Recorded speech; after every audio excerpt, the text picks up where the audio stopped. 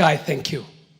And allow me, Mr. Speaker, to before contributing to this bill to say that the events in the streets of Nairobi this afternoon were tragic. The death was needless, and Mr. Speaker, I will say no more. Mr. Speaker, on the onset, I would like to thank the Committee on Finance and congratulate the Honorable Kimani Kuria and all the esteemed members of this committee, those who have burnt the midnight oil, Mr. Speaker, to present to us a finance bill that is generally agreeable and mostly favorable to the people of Kenya. Mr. Speaker, the work that goes into the preparation of a finance bill, knowing that a finance bill is new every year, amending quite a number of laws, we have to commend this committee for the judicious work they have done, combing through our laws, combing through the Income Tax Act, combing through the value-added tax, combing through our excess duty tax, the Tax Procedures Act, and all these other miscellaneous laws that could be existing for them to be able to compile such a good report, Mr. Speaker, that we are debating this afternoon. Mr. Speaker, I see reason to celebrate, and that's why I support this bill. For us who are in sector, in the ICT and digital economy sector, Mr. Speaker, we see a reason to smile.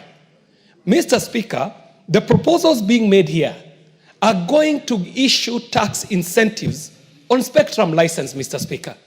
And Mr. Speaker, as you would understand, connectivity today is not a luxury. Even what we used to think to be a utility, like mobile connectivity, or even telephony, or computer connection through the internet, Mr. Speaker, is no longer a luxury. Today, connectivity, Mr. Speaker, is a matter of life and death. But even more importantly, the investment that goes to allow for this connectivity is a very heavy capital investment, Mr. Speaker.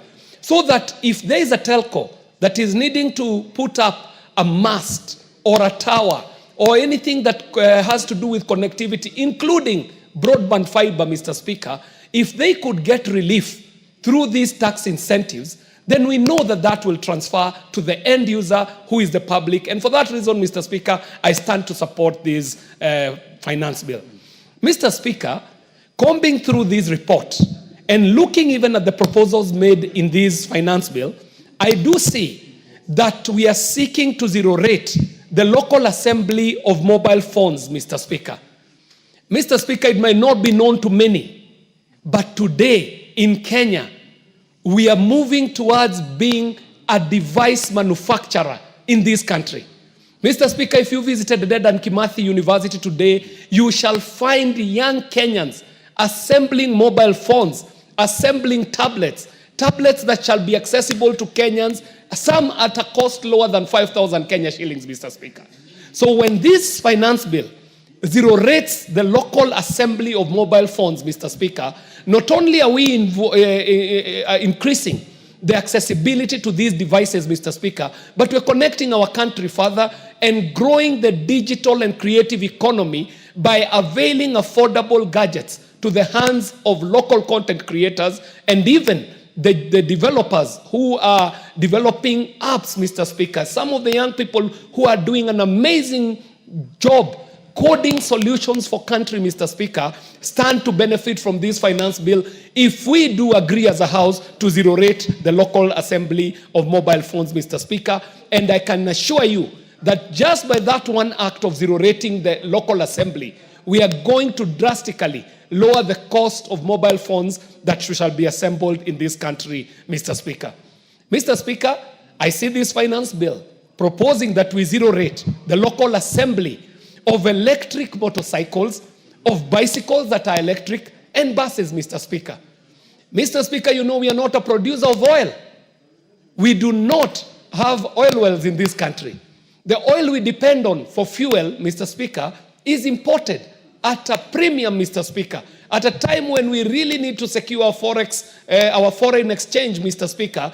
Then if we would move towards this drive of electric vehicles, Mr. Speaker, as a country, we are able to produce power unlimited. It is in this country that we are able to produce green power from geothermal. We are able to produce power from hydroelectricity, Mr. Speaker. And so electric vehicles are a solution for today and into the future for this country, Mr. Speaker.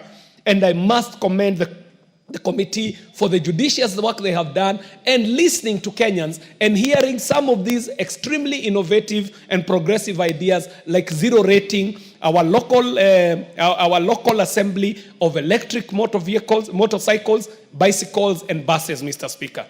Mr. Speaker, I did take note as the chairman was moving on the proposal in the committee report where they are seeking to delete clause 52.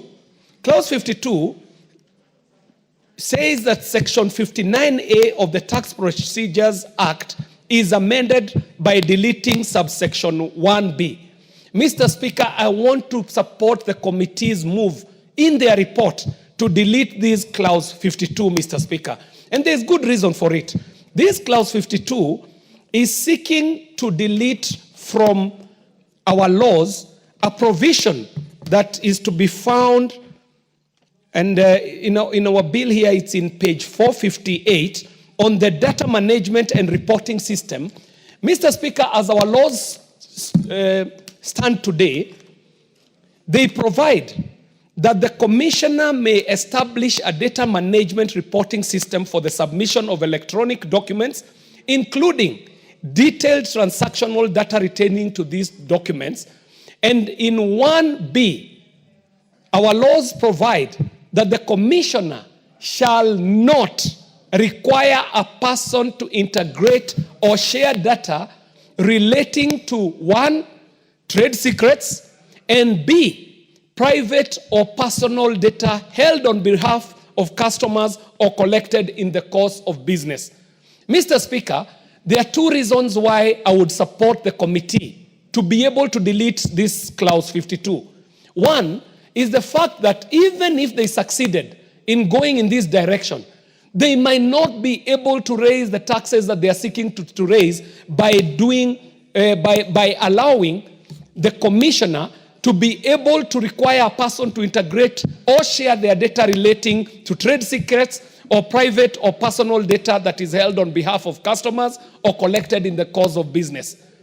Mr. Speaker, I was part of the formulation of a very important act of Parliament, Mr. Speaker, the Kenya Privacy and Data Protection Act. Mr. Speaker, I have to report to this House that Kenya's data law is lauded across the globe as one of the most robust data protection laws that is in existence, Mr. Speaker.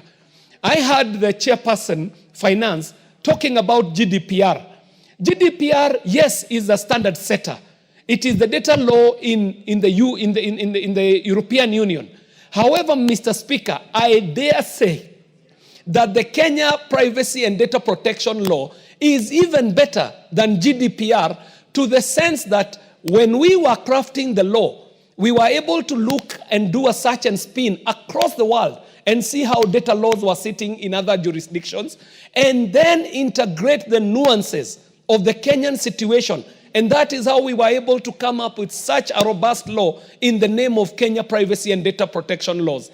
Mr. Speaker, we have no business offending what is working, because if it is working, there is no reason to fix it. So, Mr. Speaker, I do support the committee's move to delete clause 52 so that the commissioner does not require any person to integrate or share data that is relating to trade secrets, but most importantly, to private or personal data, because, Mr. Speaker, our laws do provide in such a way that we have gained such good reputation out there because of a matter called adequacy in data laws. Our laws are considered to be adequate. And by diluting our laws, Mr. Speaker, we shall run the risk of running into adequacy problems with our data laws. And as such, Mr. Speaker, I do believe that the move towards allowing the commissioner to be able to access private data shall be faulting our laws, and also shall be a move that shall not benefit in terms of tax collection.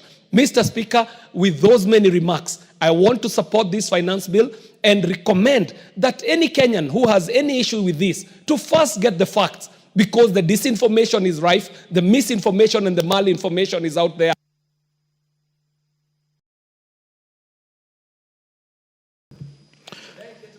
The Honorable Wilberforce Oundo will be followed by the Honorable Dr. Makali Mulu, and I would request you